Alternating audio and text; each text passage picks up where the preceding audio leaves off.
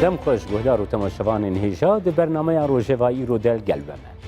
21 رزگاربوین کردی ازدیج دست تروریستین داعش ایرو گهشتن هرما کردستانی و مالباتین خواه جعالیه که کیف خوشیا گهشتنا وان دیلان جعالیه دن و دل ایش و دلگرانیا به هزارین کردین ازدی که هینجی دست داعش دن و قدر آوانجی ندیاره روشا کردین ازدی که بونا آرمانجا ایریشان آرمانجا تفکوژی هنجی وکی پرسگران آ وجدانی لبر جیهان و مروایتیه زاروکن جدی و باوی خواهاتی وقتاندن کچین جمال و وارین خواهاتی رواندن گنجین هاتی اشکنجه کرن هاتی کشتن بسر وی وینه دلتزین هنجی شنگالا ویران کری هنجی داگر کری و نگهشتی هم بیزا ولاتی خواه کردستانی ده برنامه یا ایرو یا روژفده لگل میوانین ما جستودیا ما یا ناوندی بريبا بريه نویسنگاه کردین ازدی رزگار بوینج دسته داعش حسین قائدی و استودیو آمیا دهوکی لیکولی نری تایبتمند به مافی پیکاتیان خدر دوملی ام دی بابتین براستی کردین ازدی و گریدای بگرن دست و بنرخینه ده دست پیک ده از درباسی دهوکی دوم سلاو که قدر 21 دیل ایرو گهشتن کردستانی و مالباتین خواه اف بویر گهشتنا زاروک و جینین کردین ازدی رزگار بویی و هر وها ین مایی دستی درنده یانده راستی یک چاوا دراخه برچاوا زۆر سوپاس پشتی چەندین ڕۆژێن خەمگین و نەخۆش بۆ ئەو خەبەرێ وێ تاوانە درندەیە ڕێکخراوە داعش دژی وان ژنێن ئێزدیل باغۆزێ ئەو گروپە زارۆکێن ئەڤرۆ گەهیشتی ڕاستیژی دڵخۆشکەرێکە بۆ خەڵکێ و بۆ کەسوکارێن وان قوربانیین هەتا نەهۆش دەستێ داعش بێ سەر و شوێن لێ ئەڤەوێ چەندێ دلێ خەڵکێ سار ناکەت و دلێ خەڵکێ خۆش ناکەت ئەژبەرک و ئەو تاوانە درندەیە باغۆزێ هاتی ئەنجامدان هێشتا جهێخۆ و پێگەهێخۆل جیهێن بریارێ و دەستهەڵاتێ و جیهێن پەیوەندیدار درستی نەدیتیە اجبلیک و چندین چالاکین مدنی دهوکی و بغداد و دربی عراق و شنگاره هاتین انجام دان کو بهتر تیشکا میدیای و بنگه نف دولتی بخت سروی تاوانه هاتنا وان زاروکا یعنی لایانه کی دیا کو نشانه و چندیا او داخوازی و او بانگوازین ازدیا و بو بتر 4 ساله همو جارات گوتن کو کچو جن ازدی و زاروکت وانه دست داعش ده هشتا ماین بی کو هیچ پلانک یان کو دست پیشخریه کش جوان چی هزن نف دولتی اوین شرید کن السوري يانجي الهيزن الاجتماعي العراقي كو ديفشونك جدي وفعلي هبت إراديك وطني هبا كو أفشندا هوسا دريج ندبو شونا أفرو بيستو إيك بانا كيرتهات بترش صد جنوزار روكي بانا كقدر بري ريشا داعش لقور آگاه داريان در دورا 550,000 600,000 کردین می ازدی این کل دبری هبون پشتی ریشا داعش 200,000 ایکو جواری خواه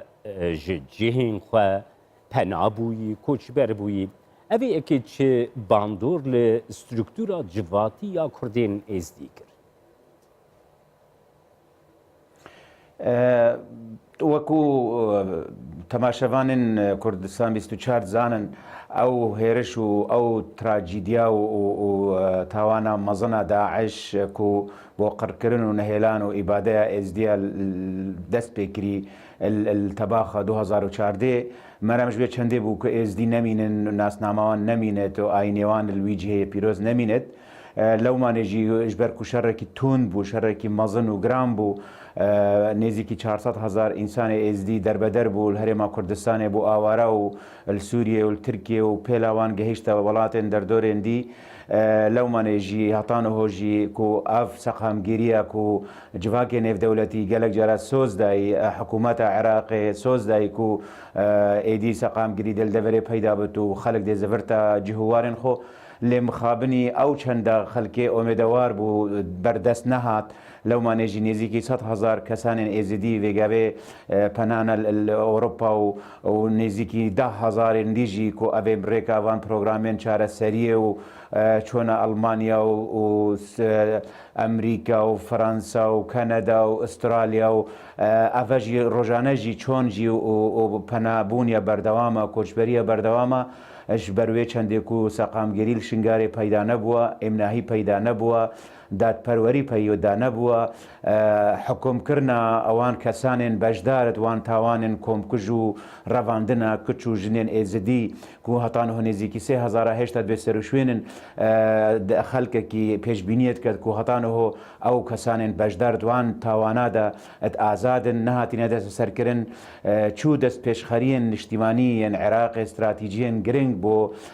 دادگەهکردنا وان کەسانێن تاوان ئەنجام داین الکۆچۆ الحەردان الگرزەرێک الگرعزێر هەروەسا ئابادانکردنا شنگارێ پتریا جنوبێ شنگاری ینی ڕاستیژی هەتانەهۆ یا وێرانە یا پڕی مین و تەقەمەنی و لەومانێژی ئەف ملەت دێ چی کرد ملەت دێ وێ جیهی گەرە جهێکی ئیمناهی لێ پەیدا بێت چیل ئەوروپا بێت چیل هەر جهێکی دی بێت چونکو ژیان 4 ساڵە کەمپادا ڕاستە ئەم هۆسەت بینن ئاسانە بەلێ ئەو کەسانێن دووری وڵاتی خۆ کەسانێ دوان دەستێدا عشدا گۆرێن کۆمەڵ چوو چالاکی و دەست پێشخەریên یەن و کولدیف پیڤەرێن نێودەوڵەتی سەر نەهاتینە ئەنجامدان دێچی کە دێ وڵاتی خۆ بجیهێلێت و کەس نابێشتێت و بۆچی ئەوی وڵاتی بجیهێلێت چونکو ئەوە مافێویە مافیە بخۆل جیهێکی ئەمان بگەڕێت و جیهێکی سەقامگیر بگەرێت ژیانەکە ئاسان وەکی هەر خەڵکێکی دی لێ بژیت بەلێ کێک خدرەمێ ڤەگەرن باتە سلااف کێک حوسێن تو بخێراتی کێک حوسێن ما دەستپێکێدا بەسا با 21 دیلێن ڕزگاربووی ئیرۆ ji destê Daişê kir tu bi xwe li wê de bûyî rewşa dêrûnî ya van rizgarbûyên ji destê Daişê çawana zarokên 6 salî zarokên 8 salî êgo ketin destê vêrê xistina terorîsta dirinde de zimanê xwe ji bîr kirin nirxên xwe ji bîr kirin dê û bavê xwe ji bîr kirin gelo ev yekê çi bandor li rewşawayî dêrûnî kiriye û xabata û fîsa ve navenda we di rewşa dêrûnî de ji boî badîrên gotêne rizgarkirin çawaye. Belê gelek spas hêvarata û hemû temaşevanê Kurdistan 24 xêr û xweşî bin. Spas bo Xwedê ku îroşek 21 kesê dî 18 zarok sê kicî dî tav kes û karê xwe da şad bûne ve bêguman ku ev zarok سي مها 8 ساڵە 2014 ئەو هێرشە یان ئەو جینۆسایدا سەر دەڤەرا شنگاری دەوروبەرێت وێدا هاتی هاتبوونا دەستە سەرکردن ئەو زارۆک گەل 6417 کەسێک دی هاتبوونا گرتنشلای تیرۆریستاوە ئەوە بۆ ماوەی بەتر 4 ساڵ و نیوە ئەو زارۆکە دەستی تیرۆریستادا وێ تووشی هەموو جۆرە ئەشکەنجەدانێکی بووین وێ تووشی هەموو جۆرە زەڵمەکی بووین زۆرداری بووین تەعداوا لێ هاتیەکردن وێت هاتینە پەروەردەکردن سەروێ فکرە ئاینی ئەو یا تونتڕە و یاکو تیرۆریستی داعشە شێوەیەکی ڕێکخستی ئی منەظەم و سەرێوان زارۆکا کردی ئەت سێ چار سەربازگەهێت عەسکەری فکریدا دیسان وێت فێرکردینە ئەفکار ئینانە هەموو جۆرێت چەکی وێت فێرکردینە کوشتنا مرۆڤە وێت فێرکردینە سەربڕینێ وێت فێرکردینە خۆپەقاندنێ یعنی حتا گەشتەوەی دەرەجێک و هەندێک شوان زارۆکە وسا وێت پەروەردەکردین بخۆ و ئیت حازرن هەر تشتێکی بکەن شپێ ناوێ هەندێک تشتێت ئەو فکرا یا پێ ناوێ بەهشتی و نزانم هەر تشتێکی دی بڕە ئەو کردی بێگومان هەکەروە بەرێ خوددا بدێک و ئیرۆ وەختی پێشوازی لەوان زارۆکە هاتیەکردن هەندێک کاشوان زمانی خۆی دەیکە نەزانانی بتنێ عەرەبی زانی ئەو عەرەبیەشک عەرەبیاوی کەسی ئەو کەسێکا و دەوڵەتە ژێ یان هەندێکا بتنێ ئینگلیزی زانی هەندێکا ڕووسی زانی هەندێکا ناوێ خۆ نەزانی هەندێکا نەزانی هەر ئێزدی چینا بەڵگۆ کافڵقم ئەوە هەمووش وا بووە تەئسیر لەسەر وان زارۆکە سایکۆلۆژیا وان زارۆکە خڕە تێکچووی بوو ناوێن داوت وان ڕەوشنگلێکی گران گۆتە بناوکردی ئەv وێنەیە گران گۆتانی بەرچاوان کەک حوسێن ناوێن داوە چ خاباتێتکی ji بۆین ڕەوشا دێرونی دیسە vejandina وان نرخان با وان زاروکان و بجواتی ردیس انتگره ببین یعنی و جالی جواتا نابنه تویجی هم تو آلیکاری وردگرند به بابت بله ڕزگارکردن ئەوان بتنێ نەکافیە بەلێ ئیعادە تەهیلکردناوان کو جارێکە دی ئەف زارۆکنا سایکۆلۆجییان بێتە ئەو کرد زارۆکیان خۆ بکاربینن نەکەم ترش ڕزگارکردناوان چەندگو هەندێک زارۆکێت ڕزگارکردین بەلکی نە ئەو زارۆکە بەری 4 ساڵە بەلکی زارۆکێکی دی پشکلێکی دیە ئۆفیسامە کارێ ئێسەرێکی ئەوە ڕزگارکردناوانە ئەو کارێدی ئەم تێنین بۆ دام و دەستگەهێت حکوومەتێ و ڕێکخراوێت NGO ڕێکخراوێت UN و مؤسساتی دی دەولەتێ دی بەلێ ئەزل هێرە ڕاشکاوانە ئەزی بێژم جیە داخەیە کو هەتانۆکە یەک لایەنی یەک جی یەک حکوومەت یەک ڕێکخراوێ خۆنەدا بەرێت چندێک و سنتەرێک بێتەڤەکردن بۆ عادەت تەهیلکردنا وان زارۆکان وەگو من ئاماژە پێدای عادەت تەهیلکردناوان ڤەگەڕاندنا وان زارۆکە بۆ ناف کۆمەڵگەهی هەر هەنجیوەیە گرنگە هەنجی ڕزگارکردناوان gelek carashek me daxwaz kiriye çi ji dewletê biyanî çîş rêkxravêt NGO çîş rêkxravêt UNê me daxwaz kiriye ku ev babet el berçav bête wergirtin et kombûneke taybet dal parêzgeha dihokê berî nêzîkî 4 meha hemû rêkxravêt UNê û NGO li baciyerê dihokê kom bûn em nav da hazir bûn me daxwaz jê kir ku pêtiviye senterek bête vekirin bo îadet tihîlkirina van zarok ev zarokna سایکۆلۆجیان نایە درستە و گەلک تشتێکیش نەدرست لەو ماشک مەداخوازش هەماگەر تایبەتیشک ئەو ڕێکخراوی ناوێ مافێ زارۆکە تاقبن بەلێ جێداخەیە هەتان هۆشک هیچ لایەنێکی خۆنەدایە بەرە هەرچەندە پرۆژەشمە هەبوو پرۆژەمەی حازرەشک نهۆشی حازرە و بەری نهۆشی حازرە و ماگدایە گەلک جیایە چی وەکو حکوومات چی وەکو ڕێکخراو ڕاستیشک هەتان هۆشک ئێگی ئەف بابەتە بەرچاو فەرنەگرتێ لەو ماشک ئەس داخواستکەم و ئەف بابەتە بەرچاو بێتە وەرگرتنش جێت شۆلەژێ هەر حکوومەتە عراقی هەر ڕاستیشک هەر نەهر بۆ بابەتێ ڤەکردنا سنتەرا و ئیعادەت تەهیلکردنا وان زارۆکە بەڵ و بۆ بابەتی دیشک بۆ بابەتە ڕزگارکردنێ بۆ بابەتی قەرەبۆکردنێ بۆ بابەتی چارەسەرکردناوان یا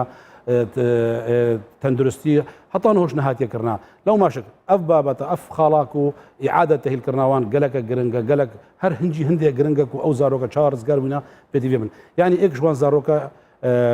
من ئیرۆ پرسیار ژێ کرد ئەوەکە سەرسەری بوو من گوتێ ئەوێ دانێ گوتی نەخێر ئەس ئەوێ دانانێم ئەف ئەوە چێنابێت زەلام سەرێوی بەردای بێت لازم سەری گرتی بێت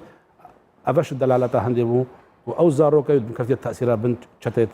داعشێدا شوان زارۆکی دی زمانی خۆ نەزانانی هەندێک شوان زارۆکی دی سایکۆلۆجییان گەلەکە تێکچوی و نەتقالی بەری خۆم دەدە زەڵامان ئامار دەستەی وەدا هەنە کەسێن ڕزگار بووی بێگومانە و ئامار دەستی وەدەنە بەس کەسێن نەهاتنە ڕزگارکردن و دەستەی داعشێ دەنە هەلو چەند کەس جوان دژیانێ دەنە بوونە قوربانی خودێ نەکەین یعنی دوێ بابەتێدا ئاگاهی دەستی وەدا هەنە بەری ئەس جوابە پرسیارەوە من جوابادی تەمام نەکرد بەێ تا پرسیارش بکرد لازم ئەس تەمام کەم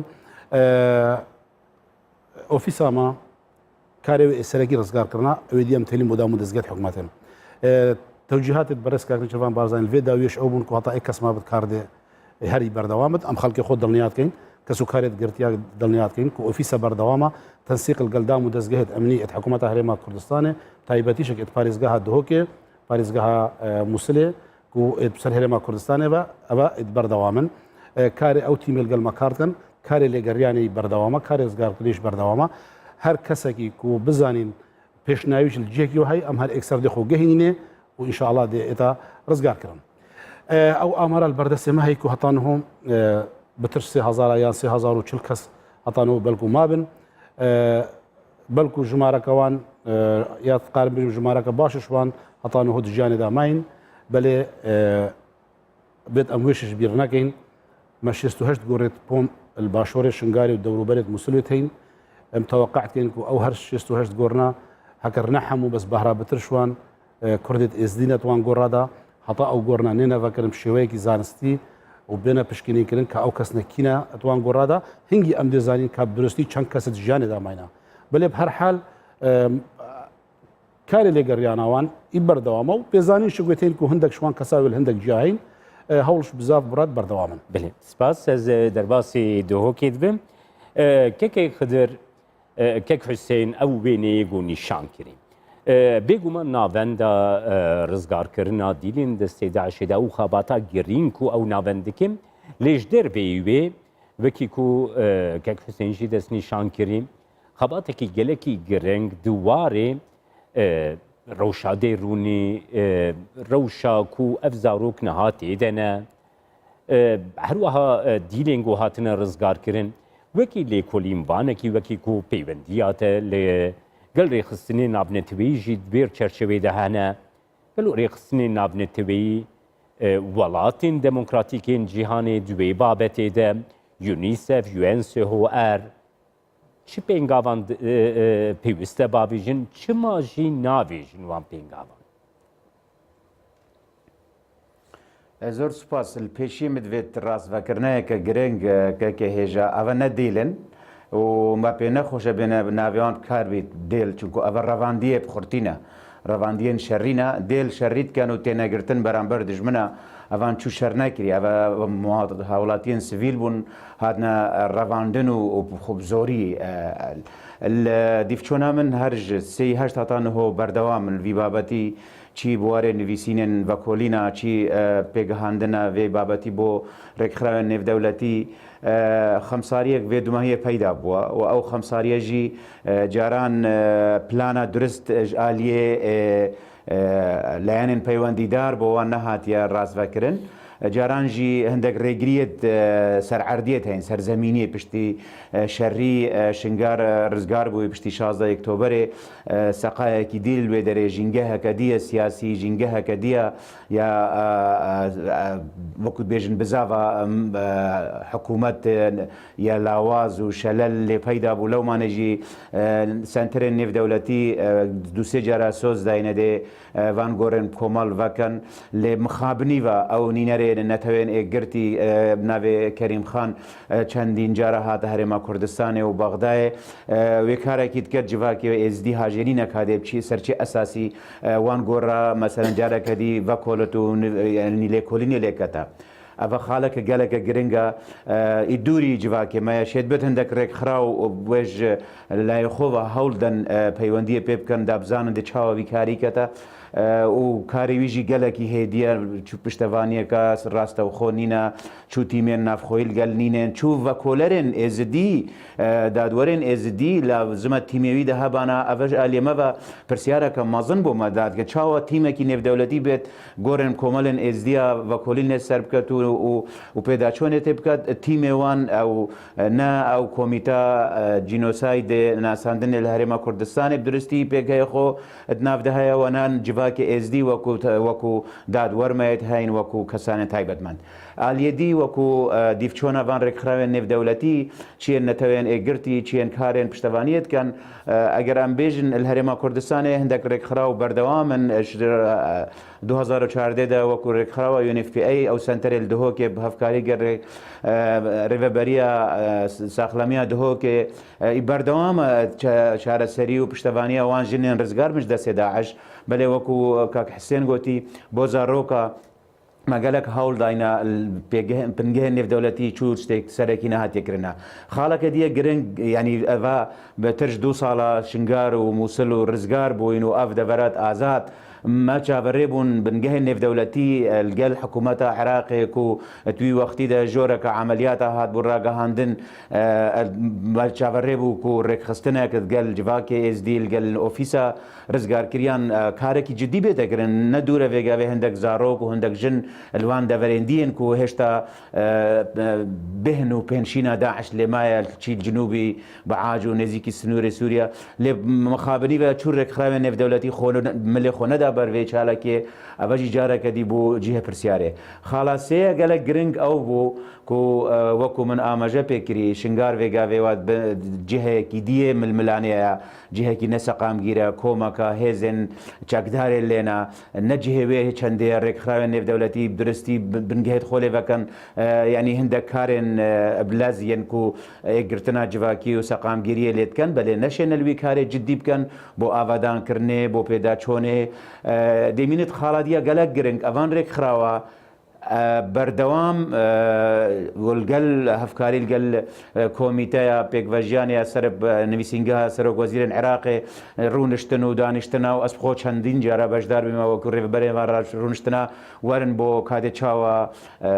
ساڵەحەتەکردن دە چاوە ئاشتەوە یا کۆمەڵایەتی دەکردن دە چاوە دادپەروەری پەیدا بێت مخابنی بە ئەس بێژم جڤاکێ زۆرینەیە ئێوان عەرەبێن سنالوانە ئالیا ئەوژی بۆ بێ چەندێنێت هاریکارن و دەستێ هاریکاریە درێژکەن و گەل ئێزدیالوان ژن و زارۆکا بگەرن یانجی پشتەوانیا ئێزدیا بکەن بێژنێ وەرن لمە ببورن ینی ئەم داخوازە لێبۆری نێژوەتکەن و ئەباب سەرێوە هاتی وەرن داکار ئەم چاوە لاپەڕێ دادپەروەریە و دادگاهکردنەوان تاوانبارێن ئەو